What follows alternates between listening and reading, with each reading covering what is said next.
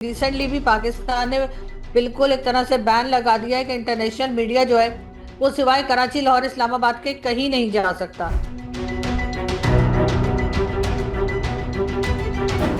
क्या आप मानते हैं कि बलूचिस्तान के मोर्चे पर यह सरकार आसिम मुनीर बिल्कुल फेल है? और आपके पास क्या रिपोर्ट से क्या हो रहा है वहां पर? बलूचिस्तान जो है वो इस वक्त इनके लिए बिल्कुल काफी ज्यादा प्रॉब्लम क्रिएट कर चुका है और उसके जिम्मेदार ये खुद ही हैं। आपको लगता है कि पीओके में भी पाकिस्तान की सरकार पूरी तरह फेल है और उनके हाथ से भी जा रही है?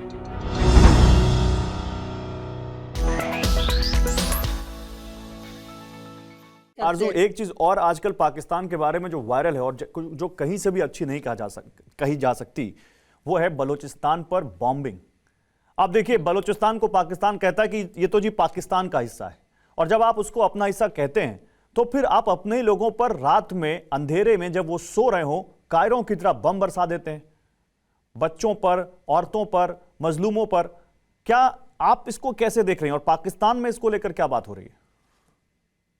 सबसे पहले तो देखें, पाकिस्तान में जैसे मैंने कहा मेन स्ट्रीम मीडिया पे ये न्यूज़ नहीं आती। जो न्यूज़ आती है वो भी इस तरह से आती है कि जी ऑपरेशंस चल रहे हैं और इन्होंने कोई टेरर कैंप जो है उसके ऊपर अटैक किया है, इतने टेररिस्ट मारे गए जो ये मतलब इन्होंने डिक्लेयर किए होते हैं, आईएसपीआर ने या पाकिस्तान गवर्नमेंट ने उनको जो है वो बताते हैं कि जी ये टेररिस्ट हैं और इनको मारा गया है। इस किस्म की न्यूज़ आती है, लेकिन जो असल न्यूज़ वहां पर है कि क्या हो रहा है और बलूचिस्तान में किस तरह से लोग प्रोटेस्ट भी कर रहे हैं, लोगों को मारा भी जा रहा है, वो न्यूज़ सिर्फ सोशल मीडिया पर ही मिलती है। और उसके बाद अगर हम में से कोई बात करता है तो गवर्नमेंट कह देती है जी ये तो फेक न्यूज़ है। तो भाई अगर फेक न्यूज़ है तो आप वहां पे मीडिया को जाने दें। अभी रिसेंटली भी पाकिस्तान ने बिल्कुल एक तरह से बैन लगा दिया है कि इंटरनेशनल मीडिया जो है वो सिवाय कराची, लाहौर, इस्लामाबाद के कहीं नहीं जा सकता। अच्छा। अगर उन्हें कहीं जाना होगा रिपोर्टिंग के लिए, चाहे वो केपी के हो या कश्मीर या पीओके जो आप लोग कहते हैं या फिर बलूचिस्तान, तो उनको एनओसी लेना पड़ेगा। तो एनओसी उनको देगा ही नहीं कोई, तो जाहिर है फिर वो नहीं जा पाएंगे। तो जब वहां से रिपोर्टिंग ही नहीं होगी तो वहां जो कुछ हो रहा है वो हमें ऐसे ही नहीं, तो पता आपके लगता है पास जैसे। क्या रिपोर्ट्स हैं बलूचिस्तान को लेकर? क्योंकि बलूचिस्तान ने तो बड़ी लकीर खींच दी आरजू। बलूचिस्तान कह रहा है कि अब दुनिया के बाकी देश हमें मान्यता दें। बलूचिस्तान कह रहा है कि हम जल्दी उनसे डिप्लोमेटिक रिलेशन शुरू करना चाहते हैं। 11 अगस्त को वो अपना आजादी का दिन मनाते हैं, इस बार भी मनाया उन्होंने, लेकिन अब वो उससे कहीं ज्यादा आगे लकीर खींच रहे हैं। तो क्या आप मानते हैं कि बलूचिस्तान के मोर्चे पर यह सरकार आसिम मुनीर बिल्कुल फेल है? और आपके पास क्या रिपोर्ट से क्या हो रहा है वहां पर? देखिए, अगर मैं मौलाना फजल रहमान की बात पे जाऊं तो मौलाना साहब ने पहले भी कहा था कि तकरीबन 6 से 7 डिस्ट्रिक्ट उन्होंने कही थी जो कम्प्लीटली गवर्नमेंट के हाथ से निकल चुके हैं। ये बात पुरानी है। अब उससे कहीं ज्यादा एरिया जो है बलूचिस्तान का, वहां पर अब गवर्नमेंट का कंट्रोल नहीं रहा है और इसीलिए ये वहां पर किसी को जाने भी नहीं देते हैं, क्योंकि जाहिर है और ना ही ये खुद जा पाते हैं। आपने देखा है कि कभी ये कोयटा से आगे कहीं गए और वो भी बहुत मुश्किलों से कोयटा जाते हैं, वरना ये कहीं भी नहीं जाते। तो बलूचिस्तान जो है वो इस वक्त इनके लिए बिल्कुल काफी ज्यादा प्रॉब्लम क्रिएट कर चुका है और उसके जिम्मेदार ये खुद ही हैं। वहां पर हालात जो है वो खराब से खराब हो रहे हैं। डॉक्टर मारंग बलोच को अरेस्ट करके जो बेवकूफी इन्होंने की, उसके बाद उनके ऊपर तरह तरह की सजाएं जो उनको दे दी पूरी उम्र कैद के लिए। यहाँ तक के ईमान मजारी जो कि इस्लामाबाद में लॉयर हैं और वो जो लोग प्रोटेस्ट के लिए आया करते हैं इस्लामाबाद का बलूचिस्तान से, उनके केसेस भी लड़ रही थी और फ्री में लड़ रही थी। कई बार यहाँ पर कैंप लगे और बलूचिस्तान के लोग यहाँ आए हैं, मैंने भी कई बार विजिट किया। लेकिन ईमान ने उनके लिए बहुत ज्यादा ट्वीट्स भी की। मिसिंग पर्संस का जो इशू है उसको लेकर ईमान ने बहुत बार बात की। तो इन्होंने ईमान को 17 साल की सजा सुनाई है, ईमान को भी और उनके हस्बैंड को भी। और उसके बाद उनका केस जो है वो लग ही नहीं रहा है अदालत में कि वो आगे से उसको चैलेंज कर पाए। तो इतने तो ये डरे और खौफजदा हैं। और जो वहां पर गवर्नमेंट है सरफराज बुगटी साहब की, वो तो पपेट गवर्नमेंट है। गौरव, आप भी जानते हैं कि इनकी मर्जी की गवर्नमेंट है। वो हर चीज में कहते हैं कि सब कुछ खैरियत है, सब ठीक है। कुछ भी अभी अभी डीजीआईएसपीआर की प्रेस कॉन्फ्रेंस में भी उन्होंने कहा कि जी बलूचिस्तान की तरक्की से पड़ोसी जल रहे हैं। तो भाई कौन सी तरक्की है, कौन सी प्रोग्रेस है, दिखा दें ना, लोगों को बता दें यहाँ चले इंटरनेशनल मीडिया को नहीं जाने दे रहे, अपने मीडिया को तो जाने दें, अपना हम्म। मीडिया भी वहां नहीं जा सकता। उसके बाद इस तरह का क्लेम, एक दिन डीजीआईएसपीआर साहब कहते हैं कि पड़ोसी जल रहे हैं, दूसरे दिन उठकर नहीं, और मोहसिन रिजवी कह देते हैं आरजू कि पूरा आरजू सिस्टम कोलैप्स कर वो गया है। देखिए क्या कह रहे हैं। रिपब्लिक ऑफ बलूचिस्तान जो संगठन है उसने दुनिया से अपील की है कि आज से बलूचिस्तान को पाकिस्तान का प्रांत ना कहा जाए, ना लिखा जाए और ना ही समझा जाए। इसे एक आजाद मुल्क के रूप में देखा जाए। हमारी फॉरेन पॉलिसी, हमारी डिफेंस पॉलिसी, हमारी इकोनॉमिक पॉलिसी, हमारी जो पॉलिटिक्स है, हमारी जो डिप्लोमेसी है, उसका जिम्मा बलूचिस्तान खुद संभालेगा। उन्होंने दावा किया है कि बलूचिस्तान का पासपोर्ट, बलूचिस्तान की करेंसी, बलूचिस्तान के मीडिया हाउसेस, बलूचिस्तान का व्यापार, ट्रेड और दूतावासों की औपचारिक शुरुआत जल्द की जाएगी। तब तो ये अगर ऐसा कर दिया तब तो फिर बलूचिस्तान पाकिस्तान का हिस्सा रहा कहां फिर? नहीं देखें, इतना ये आसान नहीं है। ये जो स्टेटमेंट्स आ रही है ना, हम्म। उनके ऊपर बिलीव नहीं किया जा सकता। ये जरूर है कि वहां पर सिचुएशन खराब है, वहां पे गवर्नमेंट कंट्रोल जो है वो इतना नहीं रहा है।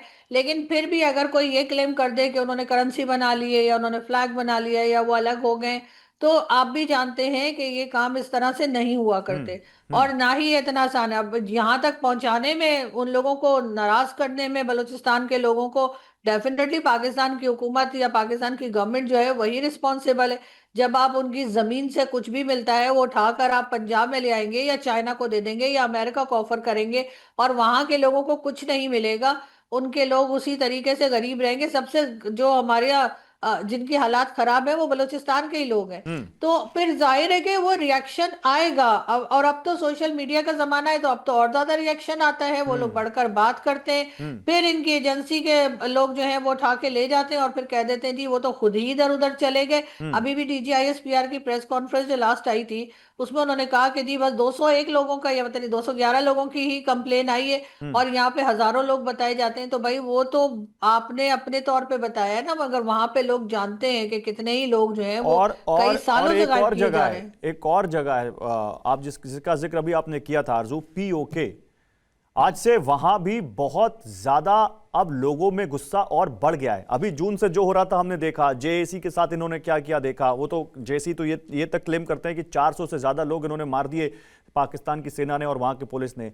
लेकिन अब वो जो एक शब्द है पुरअमन नाफरमानी, जिसको सविनय अवज्ञा कहते हैं, यानी वो कह रहे हैं कि ना अब हम टैक्स देंगे, ना हम बिजली का बिल देंगे, ना हम पानी का बिल देंगे, हम कुछ जमा नहीं करेंगे। उन्होंने आह्वान किया कि हम पाकिस्तान के सरकार के साथ अब कुछ यहां पर हम करेंगे ही नहीं, अपना कोई भी उनके साथ अपना कोई संबंध नहीं रखेंगे। तो एक तरफ बलोचिस्तान, दूसरी तरफ पीओके। जबकि राना सनाउल्लाह का बयान है, राना सनाउल्लाह जो कि पाकिस्तान के पीएम के एडवाइजर हैं, वो ये कहते हैं कि भाई जेएसी में पहले तो आप देखिए कितने फोर्सफुली, कितने दमनकारी नीति से उन लोगों को दबाया गया, उनको मारा गया। अब जब ये लगा कि 2 फेज के इलेक्शन के बाद तीसरे फेज में कहीं चीज खराब ना हो जाए, तो वह कहते नहीं जी, जेएसी के 99% लोग तो देशभक्त भाई हैं।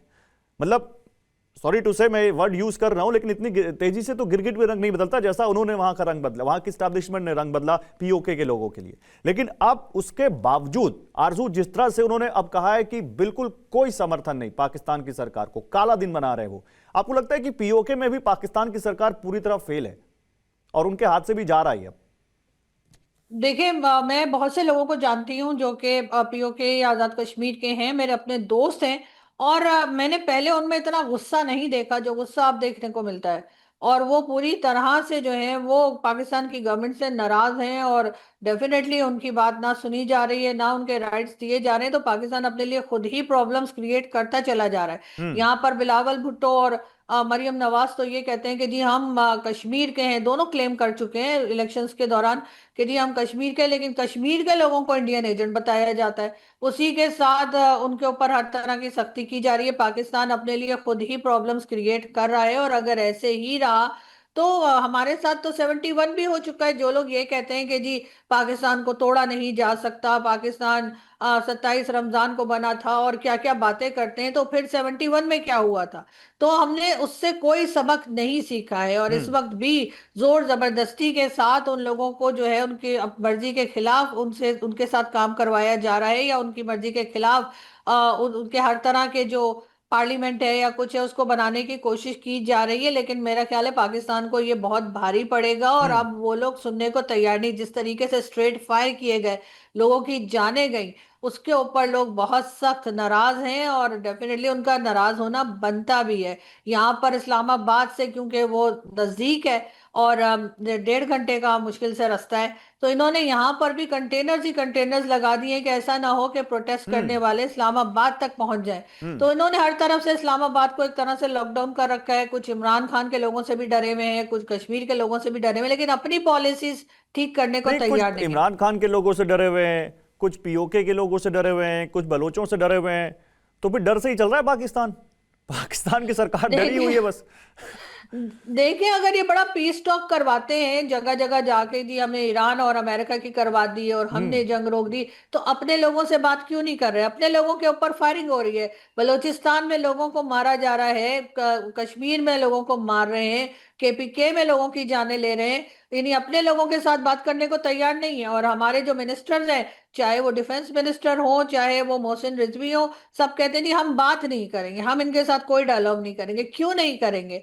यानी इनके साथ, अपने लोगों के साथ ये कोई डायलॉग करने को तैयार नहीं है। दूसरी तरफ अफगानिस्तान बॉर्डर भी आपको पता है कि पूरी तरह से एक्टिव है, हम्म। वहां से भी अटैक्स हो रहे हैं। और हम्म। इस वक्त आधा पाकिस्तान जो है वो जल रहा है। कितना बच कितना आ गया, आधा पंजाब और पाकिस्तान सिंध ही जल बच रहा है, ये गया। बड़ा स्टेटमेंट दे रही हैं आप।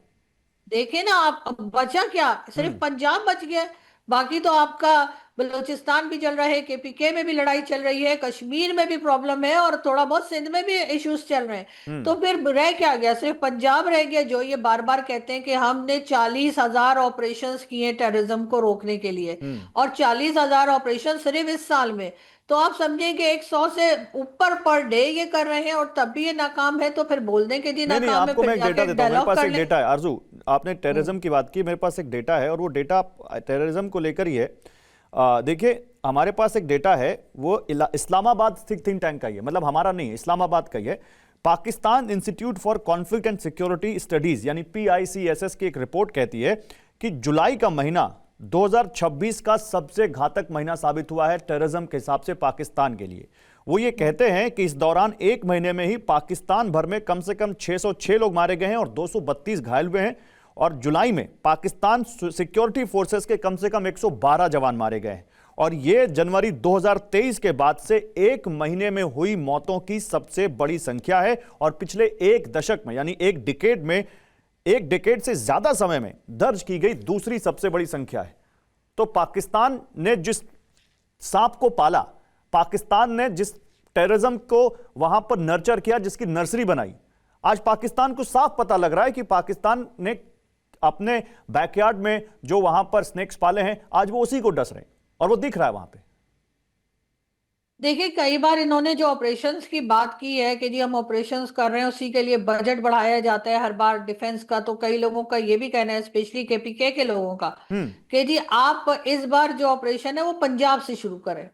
क्या बात है? क्या पंजाब में टेररिस्ट नहीं है? या हाफिज सईद, मसूद अजहर और ये सब कहाँ रहते हैं? हम्म। ये तो पंजाब में। तो अगर हर बार जो है वो ये कहकर के जी हम टेररिज्म के कंट्रोल के लिए ऑपरेशंस कर रहे हैं और अफगान सिटीजन्स को ही ये कहते हैं कि जी 80% अफगान सिटीजन जो हैं वही टेररिस्ट हैं, तो भाई आपने तो इतने दिन यहाँ पे रखा था, आप तो पैसा लेते रहे, आपको तो बहुत पैसा मिला उन रेफ्यूजीज को रखने के लिए, और अब जब पैसा बंद हो गया तो वो एकदम से उनको पता लगा कि ये तो टेररिस्ट हैं और इनको पकड़ पकड़ के निकालना शुरू कर दिया। तो अगर वाकई में पाकिस्तान टेररिज्म के ऊपर काम करना चाहता है, मैंने कई बार अपने वीलॉग में भी कहा है कि वो उन्हें पंजाब से शुरू करें। और ऐसे नहीं कि हाफिज सईद को हाउस अरेस्ट कर रखा है, मतलब इमरान खान जेल में है और हाफिज सईद हाउस अरेस्ट है, ये किस तरह का कह लीजिए कि इंसाफ हो रहा है या किस तरह का काम हो रहा है? तो यहाँ पे जब तक ये सीरियसली इस चीज को नहीं लेंगे, और ये कोई भारत ने सही नहीं बात कहा है। है सिर्फ कि हाफिज सईद जो है वो टेररिस्ट है या मसूद अजहर टेररिस्ट है, ये तो यूएन डेजिग्नेटेड एक्चुअली। टेररिस्ट है, हम्म। यूएन ने लिखा है। तो ये वहां जाके फिर चैलेंज कर दें या फिर ये जाके बात करें, और आजकल तो बड़ी दोस्ती है उससे, ट्रम्प से, तो कह दें जी इसका नाम निकाल दें, ये तो बड़ा नेक आदमी है। हम्म। जब ये ऐसा नहीं कर रहे और पाकिस्तान ने 31 ईयर्स की जेल दी है हाफिज सईद को, हम्म। तो कोई बताए कि जी वो जेल क्यों दी गई है 31 ईयर्स की? अगर टेररिज्म पे की है तो टेररिज्म उसने कहाँ की है? हम्म। पाकिस्तान के अंदर टेररिज्म की है या पाकिस्तान के बाहर जाके उसने टेररिज्म की है? हम्म। कुछ तो किया है जो 31 ईयर्स की जेल दी है। उस वक्त हमें असल में एफएटीएफ में फंसे हुए थे, इनको एफएटीएफ से निकलना था, और एफएटीएफ की शायद शर्तों में से एक ये था कि इस तरह के लोगों को अरेस्ट करें, इस तरह के लोगों को सजाएं दें, तभी एफएटीएफ से निकल पाएंगे। तो इन्होंने हाफिज सईद को हाउस अरेस्ट कर दिया।